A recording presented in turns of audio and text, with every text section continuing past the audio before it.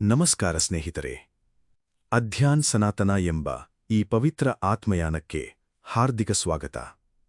ಇದು ಕೇವಲ ಪಾಠವಲ್ಲ, ಇದು ನಮ್ಮೊಳಗಿನ ಧರ್ಮ ಮತ್ತು ಅಸುರತ್ವದ ನಡುವಿನ ನಿತ್ಯಯುದ್ಧವನ್ನು ಅರ್ಥ ಮಾಡಿಕೊಳ್ಳುವ ಯತ್ನ. ಪ್ರತಿಯೊಂದು ಶ್ಲೋಕವು ಬೆಳಕು, ಪ್ರತಿಯೊಂದು ಶಬ್ದವು ದೀಪ. ಇವತ್ತು ನಾವು ಗೀತೆಯ ಮೊದಲ ಅಧ್ಯಾಯದ 4ನೇ ಶ್ಲೋಕ, ಆಮೇಲೆ ಅದರ ಒಂದು ವಿವರಣೆ ಇದೆಯಲ್ಲ, ಅದರ ಬಗ್ಗೆ ಸ್ವಲ್ಪ ಮಾತಾಡೋಣ ಅಂತ.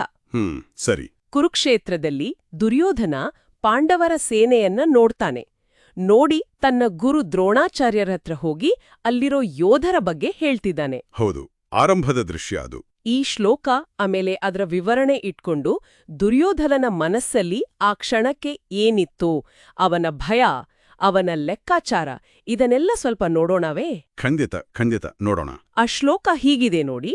ಅತ್ರ ಶೂರಾ ಮಹೇಶ್ವಾಸ ಭೀಮಾರ್ಜುನ ಸಮಾಯುಧಿ ಯುಯುಧಾನೋ ವಿರಾಟಶ್ಚ ದೃಪದಶ್ಚ ಮಹಾರಥಃ. ಹೌದು, ಇದರ ಅರ್ಥ ಏನು ಇಲ್ಲಿ ಅಂದ್ರೆ ಈ ಪಾಂಡವರ ಸೇನೆಯಲ್ಲಿ ಭೀಮಾರ್ಜುನರಿಗೆ ಸಮಾನರಾದ ಶೂರರು ಇದ್ದಾರೆ, ದೊಡ್ಡ ಬಿಲ್ಲುಗಾರರು ಇದ್ದಾರೆ. ಯುಯುಧಾನ, ವಿರಾಟ, ಆಮೇಲೆ ಮಹಾರಥಿಯಾದ ದೃಪದ ಕೂಡ ಇದ್ದಾರೆ ಅಂತ. ಇಲ್ಲಿ ಗಮನಿಸ್ಬೇಕಾದದ್ದೇನು ಬರೀ ಭೀಮಾ ಅರ್ಜುನ ಅಷ್ಟೇ ಅಲ್ಲ. ಯುಯುಧಾನ, ವಿರಾಟ, ದೃಪದ ಈ ಹೆಸರುಗಳನ್ನು ಅವನು ಹೇಳ್ತಾನೆ. ಇದೇನು ಸುಮ್ನೆ ಪಟ್ಟಿ ಮಾಡ್ತಾ ಇದ್ದಾನಾ, ಅಥವಾ ದ್ರೋಣರಿಗೆ ಈ ಹೆಸರುಗಳನ್ನು ಯಾಕೆ ಒತ್ತಿ ಹೇಳಬೇಕು? ಏನಾದ್ರೂ ವಿಶೇಷ ಕಾರಣ ಇದೆಯಾ? ಇದು ತುಂಬಾನೇ ಮುಖ್ಯವಾದ ಪ್ರಶ್ನೆ ಕೇಳಿದ್ರಿ. ಖಂಡಿತ ಇದು ಸುಮ್ನೆ ಮಾಡಿದ ಪಟ್ಟಿಯಲ್ಲ. ಹೌದಾ? ಹೌದು. ಪ್ರತಿಯೊಂದು ಹೆಸರಿಗೂ ಅದರದೇ ಆದ ಒಂದು ತೂಕ, ಒಂದು ಹಿನ್ನೆಲೆ ಇದೆ.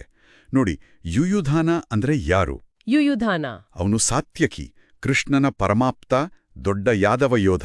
ಓ, ಸರಿ. ಆಮೇಲೆ ವಿರಾಟ ರಾಜ, ಪಾಂಡವರು ಅಜ್ಞಾತವಾಸದಲ್ಲಿದ್ದಾಗ ಆಶ್ರಯ ಕೊಟ್ಟವನು. ಹೌದು. ಇನ್ನು ದೃಪದ ರಾಜನ ವಿಷಯ ಸ್ವಲ್ಪ ಇದು ಕಾಂಪ್ಲಿಕೇಟೆಡ್. ಅವನು ದ್ರೋಣಾಚಾರ್ಯರ ಹಳೆಯ ಶತ್ರು, ನೆನ್ಪಿದ್ಯಾ?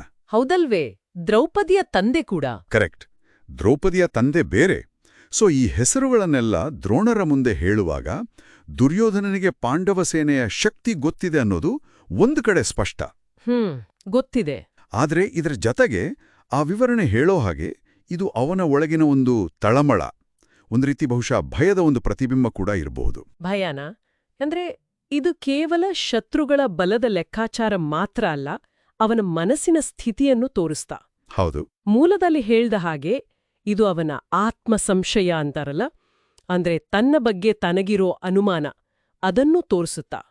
ಅಥವಾ ಇದು ಒಂದು ಟ್ಯಾಕ್ಟಿಕ್, ರಣತಂತ್ರ. ಇದು ಎರಡೂ ಇರ್ಬೋದು ಅಂತ ನನಗನ್ಸುತ್ತೆ. ಓಕೆ. ಯುದ್ಧ ಅಂದ್ರೆ ಬರೀ ಶಸ್ತ್ರಾಸ್ತ್ರಗಳದಲ್ಲ ಅಲ್ವಾ, ಅದು ಮನಸ್ಸುಗಳ ನಡುವಿನ ಯುದ್ಧ ಕೂಡ ಹೌದು. ಮನಸ್ಸಿನ ಯುದ್ಧ.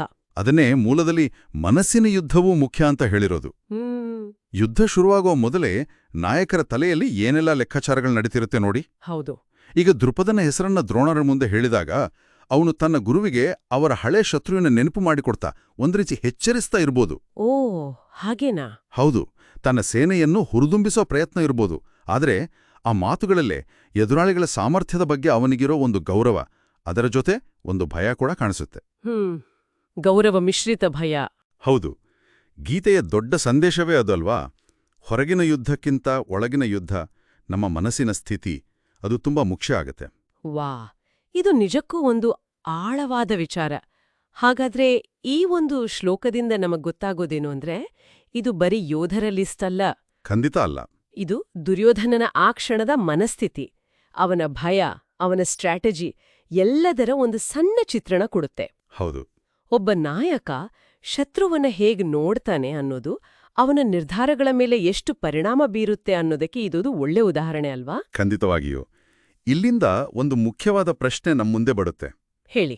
ಯಾವುದೇ ಸಂಘರ್ಷ ಇರಲಿ, ಅಲ್ಲಿ ಭೌತಿಕ ಶಕ್ತಿ, ಸೈನ್ಯ ಬಲ ಇದೆಲ್ಲ ಎಷ್ಟು ಮುಖ್ಯ. ಅದರ ಜೊತೆಗೆ ಎದುರಾಳಿಯ ಸಾಮರ್ಥ್ಯದ ಬಗ್ಗೆ ನಾಯಕನ ಗ್ರಹಿಕೆ ಹೇಗಿದೆ, ಅವನ ಸ್ವಂತ ಮನಸ್ಸಿನೊಳಗೆ ಅಡಗಿರೋ ಆ ಗುಪ್ತ ಭಯಗಳು, ಅವು ಆ ಯುದ್ಧದ ದಿಕ್ಕನ್ನು, ಕೊನೆಗೆ ಅದರ ಫಲಿತಾಂಶವನ್ನು ಎಷ್ಟರ ಮಟ್ಟಿಗೆ ನಿರ್ಧರಿಸಬಹುದು. ಇದು ನಿಜಕ್ಕೂ ಯೋಚನೆ ಮಾಡಬೇಕಾದ ವಿಷಯ. ಕೇವಲ ಬಲ ಅಷ್ಟೇ ಅಲ್ಲ, ಆ ಬಲದ ಗ್ರಹಿಕೆ ಮತ್ತು ಮನಸ್ಥಿತಿ ಕೂಡ ಮುಖ್ಯ ಅನ್ನೋದು. ಹೌದು. ಬಹುಶಃ ಅದೇ ಗೀತೆ ನಮ್ಗೆ ಮತ್ತೆ ಮತ್ತೆ ನೆನಪಿಸೋದು. ನೀವು ಈ ಪವಿತ್ರ ಯಾತ್ರೆಯ ಭಾಗವಾಗಬೇಕೆಂದರೆ ಅಧ್ಯಾನ್ ಸನಾತನ ಚಾನೆಲ್ನು ಸಬ್ಸ್ಕ್ರೈಬ್ ಮಾಡಿ ಪ್ರತಿಯೊಂದು ಶ್ಲೋಕವನ್ನು ಒಂದು ಕಥೆಯಂತೆ ಒಂದು ಧ್ಯಾನದಂತೆ ಕೇಳಿ ಅನುಭವಿಸಿ. ಓಂ ಶಾಂತಿ ಶಾಂತಿ ಶಾಂತಿಃ.